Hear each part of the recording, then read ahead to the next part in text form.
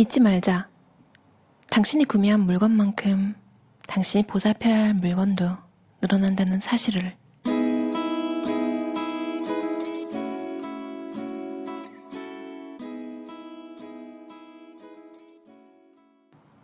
충동구매나 박앤세일, 재고 떨이는 조심, 또 조심해야 한다. 그런 물건을 볼 때마다 나도 모르게 뻗어나가는 손길을 잠시 멈추고 나는 이 물건을 언제, 어떻게 쓸 것인가, 내일 다시 봐도 후회하지 않을까? 하고 꼭 한번 잠은 습관을 들이자. 이 티셔츠는 몇 번 세탁하면 망가지지 않을까? 이 토스터는 얼마나 오래 쓸 수 있을까? 와 같은 의문을 가져보는 등 품질 확인도 필요하다. 할인을 앞세우는 제품일수록 철저히 따져봐야 한다. 정말로 얼마나 돈을 아낄 수 있을까? 이 물건이 정가로 구입한 물건보다 얼마나 더 저렴할까? 얼마나 더 유용할까? 이 제품만의 장점은 무엇일까? 무엇이 특별한가? 이런 고민은 충동구매를 막고 확실한 손익계산을 도와줄 것이다. 싸다는 말만 믿고 덥석 샀는데 나중에 보니 오히려 더 비싸게 샀더라. 싼 게 비지떡이라고 결국은 제값 주고 산 것보다 더 손해를 봤다 등과 같이 후회하는 것을 막아줄 것이다.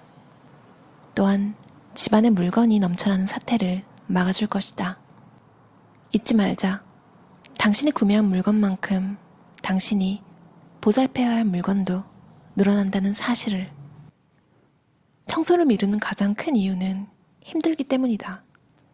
하지만 잘 살펴보면 힘들이지 않고도 치울 수 있는 물건이 많다. 예를 들어 거실에 있다가 목이 말라서 부엌으로 갈 때 다 먹은 접시나 빈 요구르트 통을 들고 간다. 또 침실에서 나올 때 빨랫감을 들고 나와 빨래통에 넣는다. 이처럼 빈손으로 다니지 않는 버릇을 들이면 소파나 식탁, 책상이나 옷장에 아무렇게나 널려있는 물건이 눈에 띄게 줄어들 것이다. 한 공간에서 다른 공간으로 이동할 때 잠시 주변을 돌아보고 들고 갈 것이 없는지, 치울 것이 없는지 살피는 습관을 들이자. 2분 규칙. 이 규칙은 일을 끝까지 미루었다가 한꺼번에 처리하는 사람들에게 매우 유익하다. 무슨 일이든 한꺼번에 하려면 힘들고 고단하다. 그래서 해야 할 일의 리스트만 봐도 벌써부터 가슴이 답답하고 골치가 아프다. 그런 사람이라면 2분 규칙을 명심하자. 이 규칙은 2분 안에 처리할 수 있는 일은 지금 당장 처리한다는 규칙이다. 즉, 어떤 일이 생기면 해야 할 일 리스트에 무조건 추가할 것이 아니라 일단 그 일을 2분 안에 처리할 수 있는지 가늠해 본다. 그러면 해야 할 일이 눈에 띄게 줄어들 것이고 작은 성취의 경험이 일상을 풍요롭게 만들 것이다. 두 개 다 제가 하는 방식이라서 한번 소개해봤어요. 저는 커피도 마시고 물도 자주 마시고 그래서 컵들이 계속 좀 쌓이는데요.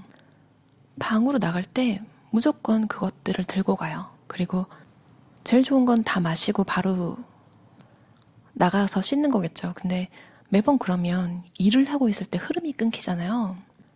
그것들을 최대한 문 쪽에 두고 이제 방 밖을 나가야 할 때 무조건 들고 나가서 정리하는 거죠. 그리고 작가가 소개한 2분 규칙, 저는 이렇게 생각을 해본 적 없는데 이미 하고 있더라고요. 근데 이 저자는 2분 미만이면 투두리스트에 적지 말라고 하잖아요. 저는 그 부분은 조금 다르게 하고 있어요. 하다못해 손을 씻기, 이거 되게 간단하잖아요. 이런 간단한 것들을 의외로 바로바로 하고 싶지 않을 때가 많잖아요. 저는 그냥 바로 투두리스트에 적어버려요. 그럼 그게 트리거가 돼서 신기하게 적자마자 그거에 체크를 하고 싶어가지고 이건 쉽잖아요. 이미 손 씻기 뭐가 어렵겠어요. 그럼 또 손을 씻는 김에 썼던 컵도 들고 나가고 아주 작은 소소한 일들이 한 번에 다 해결되는 거죠.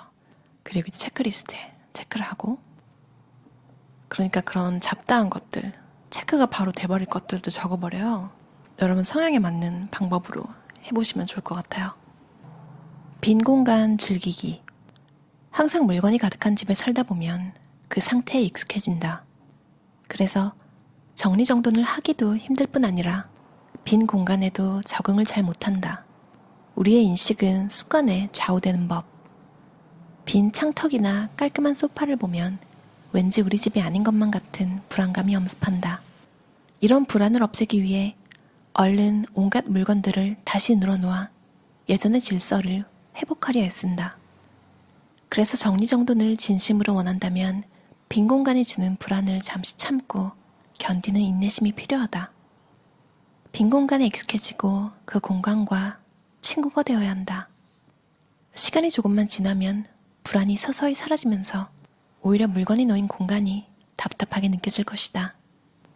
그러면 청소에 걸리는 시간이 줄어들어 행복할 것이고 마음도 한결 여유로워질 것이다. 그때까지 조금만 참자. 부담스러운 인간관계 내려놓기. 저한테도 예전에 매일 붙어 다니던 친구가 있었거든요. 그런데 살다 보니 각자 삶의 방향이 달라서 지금은 공통점이 별로 없어요. 그래서 요즘엔 전화도 잘 안 하게 되고 거의 만나지도 않는데 내가 먼저 전화해야 하는 건 아닌가 해서 늘 마음 한편이 찜찜했어요. 그런데 지금 생각해보니 꼭 그래야 할 이유가 없네요. 나의 정리 컨설팅 안내문을 발견하고는 한 남성이 이렇게 말했다. 인간관계는 삶의 가장 기본적인 요소 중 하나다. 인간은 타인과 생각과 마음을 나누어야 생존할 수 있는 존재이기 때문이다. 인간은 인간관계를 통해 비로소 인간이 된다고 해도 과언이 아니다. 그런데 우리의 인간관계망을 자세히 들여다보면 그 안에서도 차이를 발견할 수 있다. 기쁨을 주고 자극이 되며 힘을 주는 관계는 함께 있으면 마음이 편안하고 활력이 되살아나서 숨은 잠재력도 마음껏 펼칠 수 있게 해준다. 반대로 부담스럽고 에너지를 앗아가는 스트레스만 받는 관계도 있다. 기대는 채워지지 않고 비난만 난무하는 관계. 넌 손가락이 부러졌니? 전화 한 통 못해? 라는 비난에 허둥지둥 변명거리부터 찾는 관계이다. 이용당한다는 느낌을 지울 수 없는 관계도 있다. 만나서 헤어질 때까지 상대방의 불만만 들어줘야 하는 관계. 모든 대화가 상대를 중심으로 돌아가는 관계. 허탈감만 남는 관계이다. 심지어 모욕과 폭력이 오가는 관계도 있다. 당신 곁에도 만족과 행복을 주는 사람들이 있을 것이다. 누가 그런 사람인가? 편하고 허물 없는 사람들이 당신 곁에 있다는 사실에 감사하고 그 행복을 잠시 음미해보자. 반면에 만나서 즐겁지 않은 사람들도 있을 것이다. 혹은 정확히 어떤 관계인지 파악되지 않는 사람도 있을 것이다. 좋기도 하고 싫기도 한 사람. 어떤 땐 즐겁게 잘 놀다가도 또 어떤 때는 서로 언짢은 기분으로 헤어지는 사람. 이 모든 느낌과 감정을 바라보며 당신의 인간관계를 점검해보자. 관계에 대한 파악이 끝났다면 이제 관계를 변화시키고 개선할 차례다. 이 지점에 오면 많은 사람들이 겁을 먹는다. 만약 당신이 남이 듣기 싫어하는 소리는 되도록 자제하고 상대에게 못할 소리를 하느니 차라리 본인이 참고 아픈 것이 낫다고 생각하는 유형이라면 나는 당신의 어깨를 두드리며 비판이 나쁜 것이 아니라고 말해주고 싶다. 좋은 말만 해주는 것이 진정으로 상대를 위하는 길일까? 상대에게도 변화의 기회를 줘야 한다. 서로가 서로에게 달라질 수 있는 기회를 줘야 한다. 관계는 혼자 만드는 것이 아니다. 최소 두 사람이 함께 만들어가는 곳이다. 내 경험상 주는 것은 좋아하면서 받는 것은 잘 못하는 사람들이 의외로 많다. 그렇지만 일방적으로 받기만 한다면 상대방 역시 마음이 편할 리 없다. 내가 주니까 상대가 기뻐할 것이라는 생각은 착각이다. 서로가 서로를 도울 수 있는 관계가 만족과 활력을 주는 법이다. 또 부탁을 직접적으로 하지 못하는 사람들이 많다. 상대에게 부담을 줄까봐 겁이 난다는 것이다.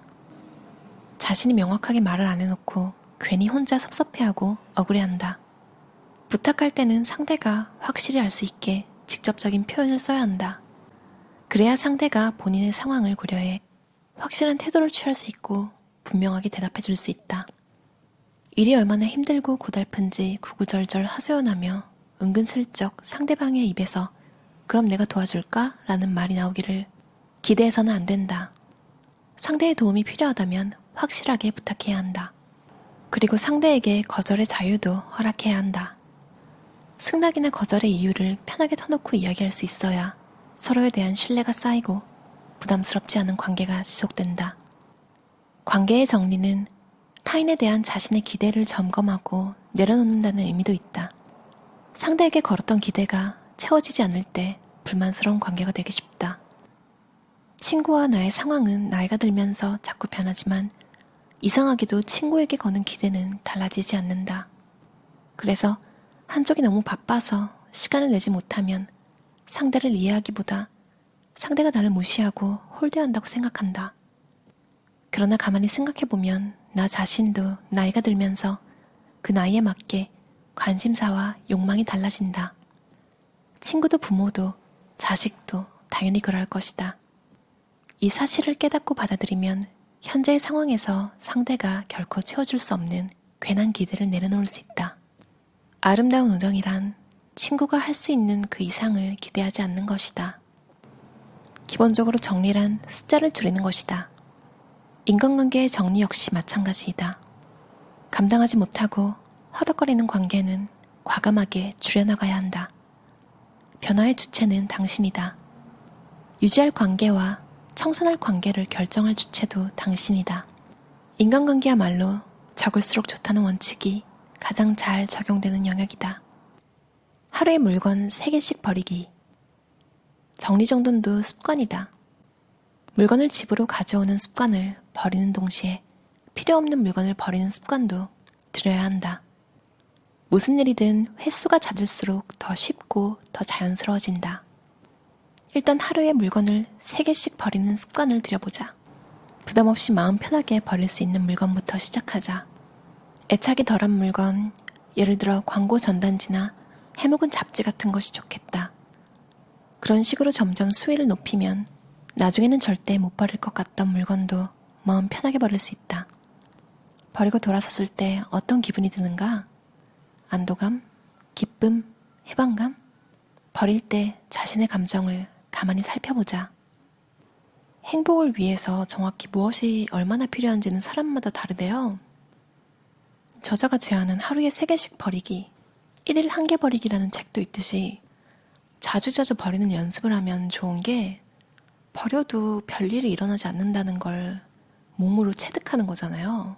그래서 점점 두려움이 없어지는 것 같아요. 그리고 물건을 버리니까 마이너스. 이론적으로는 당연히 뭔가를 잃는 게 맞는데 사실은 버리고 나면 개운함, 그리고 집에 더 생긴 공간, 필요 없는 물건을 생각하지 않아도 됨으로써 얻는 에너지, 결과적으로는 더 플러스가 되는 경우가 많잖아요. 그걸 깨닫는 훈련을 도와주는 것 같아요. 지금 여러분 시야에 들어오는 잡동사니가 있다면 최소한 1개 집어서 쓰레기통에 버려보는 건 어떨까요? 그리고 자존감이라는 단어가 굉장히 많이 사용됐잖아요. 저도 그거에 한때 꽂혔던 적이 있는데요. 제가 결과적으로 느낀 건 그것만 어떻게 생각으로 올리는 방법은 없더라고요. 그냥 환경을 바꾸고 내가 있는 곳, 내가 관리할 수 있는 곳을 깨끗하게 정리하는 인간관계 포함. 그렇게 하고 나면요. 자존감이라는 단어조차 찾아보지 않게 되는 것 같아요. 마치 이가 아플 때는 이 아픈 것밖에 생각이 안 나는데 평소에는 안 아픈 곳을 굳이 매일매일 떠올리면서 고민하지 않잖아요. 자존감도 그런 것 같아요. 그럼 들어주셔서 감사합니다. 오늘도 가볍고 심플한 하루 보내세요.